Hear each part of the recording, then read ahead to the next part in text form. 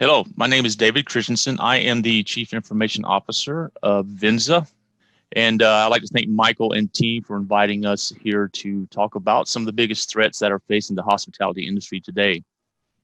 A lot of these threats were here pre-COVID. They're here during COVID. They're going to be here post-COVID. So what we've definitely seen across some of these threats is that they have definitely increased over the past 6 months to a year drastically, and I'll be sharing some of that with the slides that I have today. But definitely, these threats are not going to go away. They're going to continue. They'll get more advanced. But so basically, everyone needs to keep their eyes open and use technology and training to help combat these threats.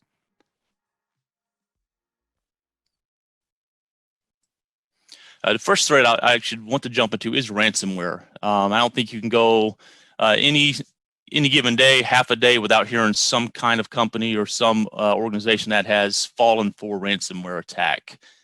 It's a money maker for the hackers out there in the workplace, and they're going to continue to do it because it is easy.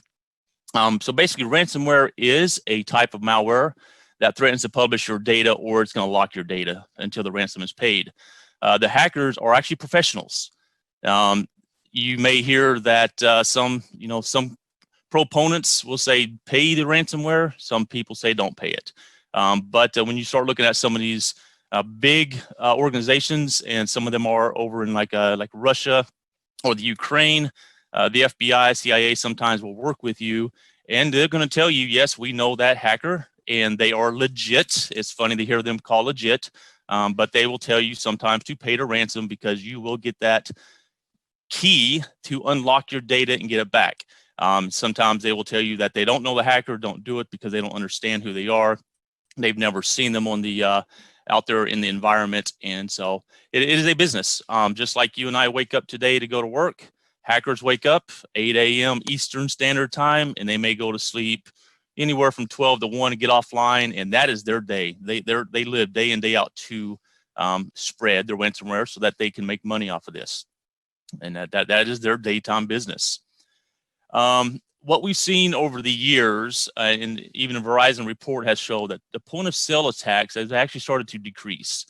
With the point of sale attacks, it takes a lot of time and effort. You got to get the malware, the agents on the point of sale devices, and then you're able to skim a few credit card numbers. Those credit card numbers don't go for large value on the dark web.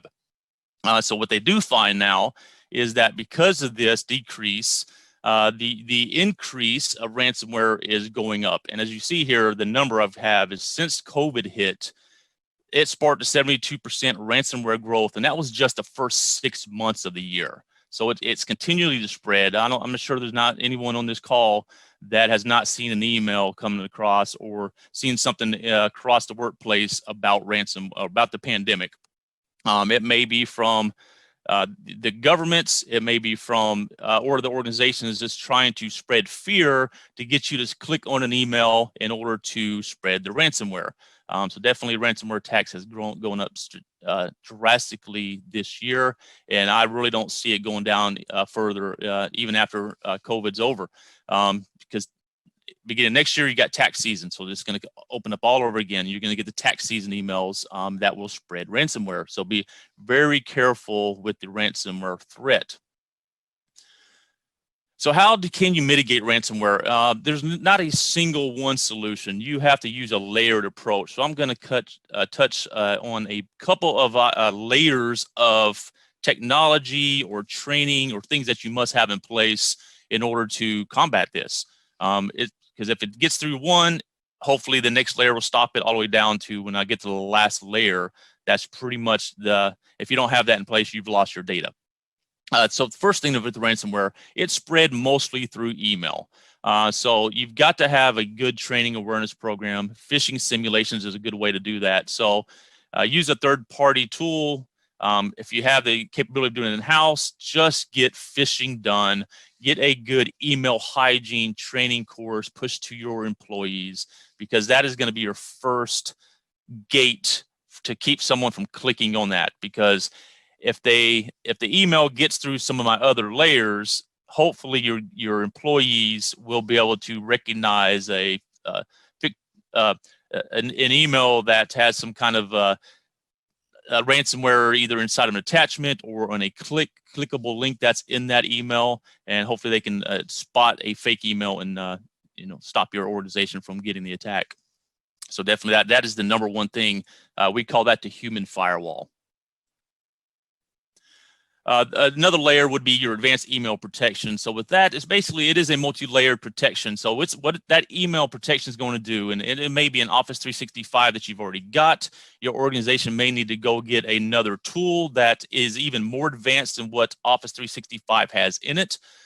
Basically, that tool set, that solution, is going to examine any email that comes across.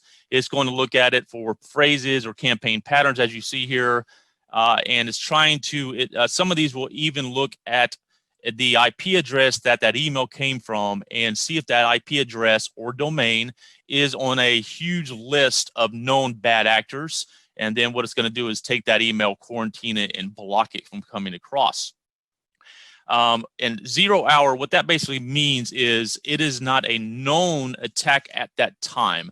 So when it's going to look at these attacks, and even though it's not a known attack, it's going to look out and say, wait a minute, but we recognize the IP address. We recognize that domain name. And because of that, we know that's a bad actor. And even if we don't recognize what's in the email, we're still going to block it. So advanced email protection is huge on trying to mitigate the risk of ransomware actually coming into the organization from the outside.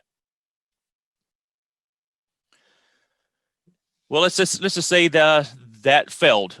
Your next layer would be some kind of advanced endpoint protection. So that is, typically you've heard of antivirus solutions. These are more advanced and next generation than just an antivirus. So these advanced endpoint protection are using artificial intelligence, machine learning, risk intelligence. So they're going out to these, like I mentioned earlier, this database of information of known bad actors, so IPs, countries, domains, and it's going to use that to kind of help stop these things that it may not recognize. Ransomware detection. So some of these tools may take, they have a couple dummy files that they may put on your machine, and the moment that they detect that dummy file was encrypted by ransomware, it will lock your machine off the network so that it doesn't spread across. So that's what we call ransomware detection. There's a couple different types of ransomware detection, but that is the most basic at its element, is detect a known file, it gets encrypted, block it, get it off, right? So, and then also these tools can create system restore points, basically allows your machine to get restored back to a point. So definitely this is a great layer that you've got to have if ransomware does hit. It's great to be able to stop that ransomware at a single device instead of letting it propagate across your network and your whole organization is now locked down. Network-wide, so we've talked about that the end user level, phishing or email level at the endpoint. Network-wide, you have your SIEM tools and IDS, IPS. So I've got to lay it out here with the definition. And that basically, when you see a SIEM, that's your Security Information Event Management System. That's really all about logging, monitoring, alerting. You've got to have the capability to log information, monitor that information, and then get alerted on that. So with these SIEM tools, they're going to take all of these millions of lines of alerts and data and logs coming across from all your system, and the more advanced ones can actually detect the ransomware attacks real time before it spreads, similar to what the EDR does, what we just talked about. But they can look at it at the network wide. So as it's coming in, before it even hits your endpoint, it can look at these database of information of bad actors, and it can stop it coming in. Any known signatures, like so pretty much everything is, if it doesn't have AI or machine learning, it's all signature based, which means if it looks, they take a malware or an email or something and they wrap, they look at it in a hash, what we call it, and it has a certain signature. So this virus is going to have a signature that's very unique to that virus. And what the hackers try to do is recreate all these viruses and malware so the signature is different, so these tools don't pick it up. But with these SIEM systems that we have here with AI and machine learning, behavior analysis, it's going to help detect those things before they even come across. So hopefully and a lot of these SIEM and IDS solutions are built into a firewall, or it may be its own standalone appliance. But this is how you're going to stop it from getting inside your boundaries of your organization. If you're so before it even gets to your people, hopefully your SIM tool, your IPS and IDS is going to stop this and alert you on that. And it's one of the very few ways you can stop it real time. And if it gets to every layer, you have two options here. One, you have backups, or you can pay the hacker. So if you don't want to pay it because you may have a lawyer or your organization, or you're told by the FBI or CIA, Homeland Security, do not pay that hacker because they're unknown. You may not get your money back. You may not get the data back. Your only way to mitigate it is a full backup recovery solution for business continuity. So if your organization that does not have backup recovery and you get hit by ransomware, odds are you're going to have to rebuild everything from scratch. You may lose everything that you've built up over decades, over years. So this is really the only way to recover, other than taking the risk of paying the hacker and hoping that you get the keys to unlock your data. So definitely ransomware is still the #1 threat, and I believe it's going to be for years to come because it is so easy and so lucrative for the hackers. Threat #2 is data loss and exfiltration. Sometimes with the ransomware, usually they lock it up, but they can steal your data as well. So part of this can fall into a ransomware attack, but usually it doesn't necessarily have to be a hacker. It can be an internal. So your data exfiltration is basically when your data is transferred outside organization illegally. It can happen manually, as you see here, or automatically with a malware infection. So that manual process could be an employee that is planning on leaving and they want to take information with them. It could be an employee that took the job with the intention of stealing credit card information or PII in order to sell it on the dark web. So that data loss exfiltration happens all the time, whether it's internal staff that's a threat, or external, or it can even be accidental. So sometimes that the data breach can be accidental. Someone's sending something out, exfiltrating it, and not even meaning to do that.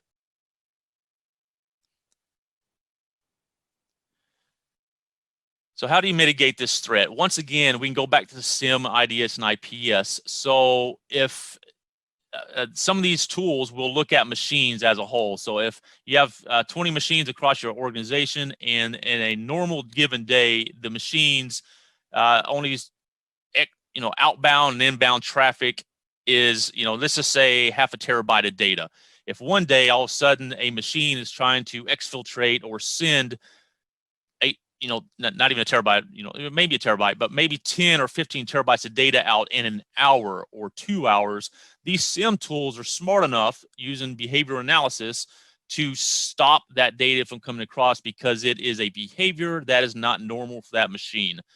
So definitely a SIM tool, an IPS IDS, can look at a lot of these machines and your network as a whole and see traffic that's just not normal and stop it. Or it's going to alert you that this machine is doing this. What do you want to do? And then you have the ability to push the button, allow it or disallow it. So definitely you want to have some kind of SIM tool to do that. You can also use advanced email protection, just a different functionality of that. So when you look at even Office 365 out of the box, it has a lot of built-in mechanisms to look for PII, not so much for PCI. So credit card information, it's really not good with that yet, but you can. It uses algorithms and regex strings to look for something that looks like social security numbers or personal information that should not go out. So if you get Office 365 and you're not savvy with that, or you feel that it doesn't do enough for you, you can also use a third-party email protection solution that will allow you to do custom looks and custom behavior analysis on the emails that come in or out. For instance, like you see here, it can stop social security numbers. It can look for W-2s going out. It can look for information that you just don't want to go out, and that email solution will actually stop emails from going out. Okay, and some of that could be May not be an individual in-house that's trying to do it. It could be impersonation. So, or your email account was hacked by a hacker using a phishing campaign, and that person is actually using that inbox to get that information and sending it out. So it's going to stop internal or external exfiltration of the data. Go back to advanced endpoint protection. It is another layer that will also stop your data loss. So once again, some EDR solutions, not all of them. So if you're looking for this at the endpoint level, you need to be able to look for something that does have the ability to classify your data and prevent accidental or on purpose disclosure of information. And it'll definitely, it'll protect your critical assets from trusted and untrusted malware and advanced users. So basically, it is your advanced endpoint protection, which is the next level of antivirus.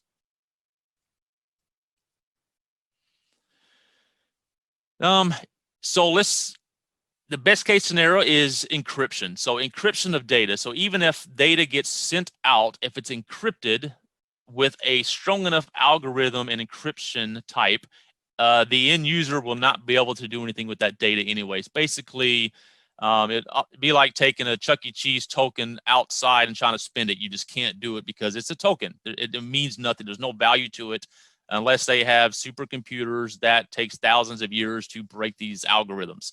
So you need to encrypt sensitive and personal data at transit and at rest. And so whether it's PCI, privacy information, HIPAA information, so all these compliance initiatives, there's standards, there's laws across the world. The U.S. all the states have different requirements. So just make sure that if you fall under any of these requirements or standards, then you've got to encrypt that data. And as if in the hotel long enough, you know that your PCI credit card device is encrypting it from the moment you slide the card. It should be, unless you've got something that's outdated at the property level, but encrypted. So data in transit, that's what that's doing. It's the moment it leaves your machine across the internet or from one machine to another, that is basically in transit. So that's to encrypt that, you're using you hear these SSL certificates that you purchase. So and usually when you open up a browser, if that website says HTTPS, that is encrypted data. If you're browsing to a website and it's an HTTP URL, then any data you send across to that is viewable by anybody. So if you're using bank websites or any website and they're asking you for personal information, make sure it's an HTTPS in that browser, okay, in that URL. Data at rest is just what it says. Anything stored on a device or network. That can be a laptop, a mobile device, your servers, your USB drives, anything that has data. And if it's not encrypted, if your laptop gets stolen, a USB drive gets stolen, a server drive gets stolen, if you are retiring devices at the property level, those disks, if they're not encrypted and there's anything sensitive on those, and you're not using a third-party recycling company that signs off on it, and you know that they are taking that away and really to destroy it the right way, you're putting your organization at risk of a data loss and exfiltration.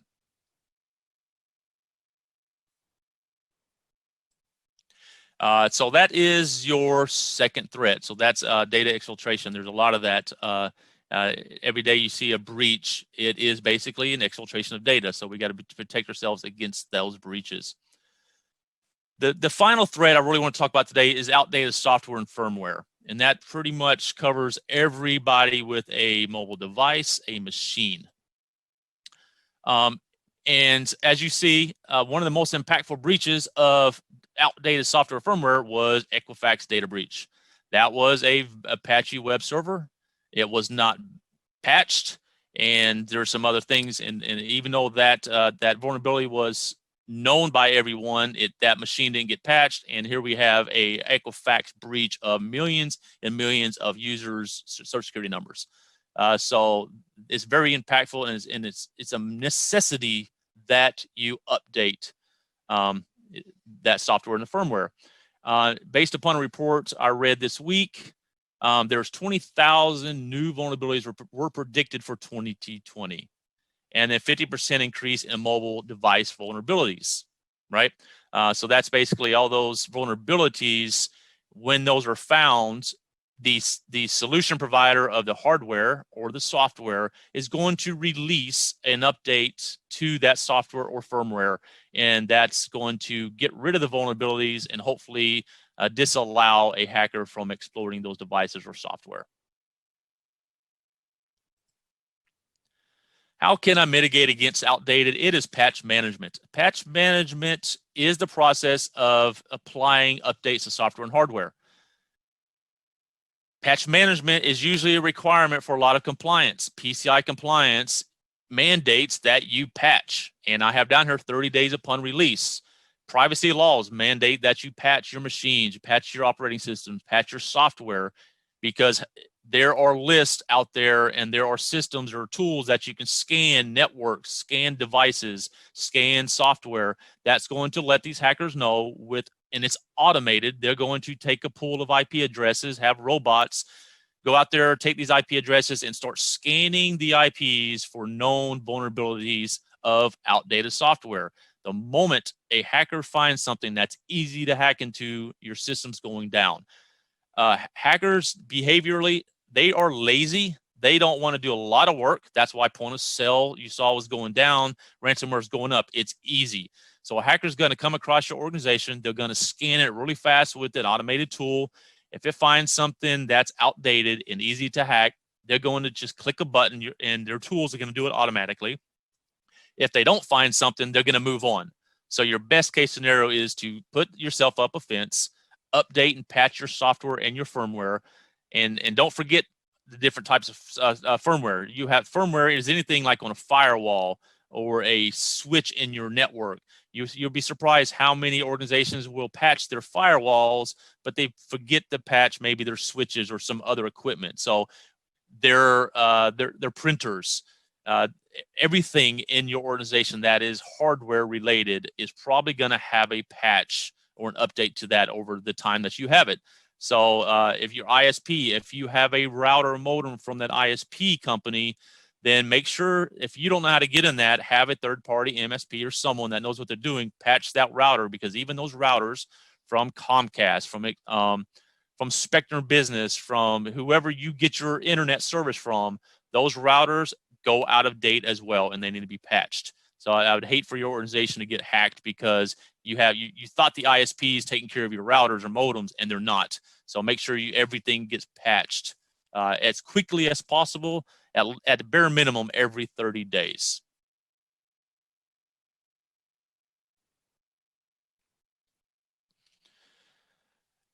So that's just covered your three major threats. Gonna kind of go into a business continuity disaster recovery. So basically, when these threats materialize, this is where your disaster recovery kicks in. And before even disaster recovery is your business continuity. So business continuity, kind of separate those really quick. Business continuity is looking at your organization, finding your critical assets, sensitive information, anything that is critical to your organization to do business, and making sure those systems stay up, that data is protected, so you can continue to do business. Disaster recovery is the moment a critical asset is attacked and has a disaster, that kicks in. And then you recover from that and business continuity continues. So business continuity is a big umbrella of keeping your business running. Disaster recovery is that moment in time when something happens, whether it's a ransomware attack, a data breach, something happens, could be a hard drive failure. You fix it and you go right back to business, and hopefully you've done your due diligence and have your policies and your plans together to continue and to recover from the disasters of these threats if they materialize. So we're going to jump into kind of a really quick couple slides, prediction for post-pandemic hotel security on business continuity and disaster recovery. So you've got to make sure you create your systems that prevent and recover to deal with the potential threats. Leverage your third-party expertise, because not everyone's an expert at everything. You may have to have multiple partners that are experts at any given piece of your organization to have a true business continuity across your organization. Try to automate as much as possible. Basically, your goal really is to enable ongoing during and even during that incident that we just talked about earlier. So basically, some of those components of that is your virtual disaster recovery. You may have a lot of your systems, maybe your primary is on site. Some of your backups could be in the cloud or vice versa, just to make sure that all your systems are just protected and you can quickly recover somewhere else. Make sure you do test recovery images, and recovery images is your backup solution. So if you have a ransomware attack and you didn't test those recovery images and all of a sudden you realize you had a faulty setup configuration, or the vendor you use for backup recovery didn't test anything, you may find yourself, well, I just paid thousands of dollars a year for my backups, but they don't work. So make sure you test those. And any other information, your Exchange databases, your servers, your recovery, you just make sure you test all your recovery, and just to make sure that you can do it. And you really should, your backups, you don't have to test every backup every day, but make sure you have some kind of periodic testing and sample that. So now if you're critical systems, if you have a point of sale system or PMS system, you definitely want to test those maybe once a month. But the other ones, you may, once every quarter or so, just to go through and sample your different backups to make sure, can I pull a single file? Can I recover a whole device? You want to make sure that that is in place.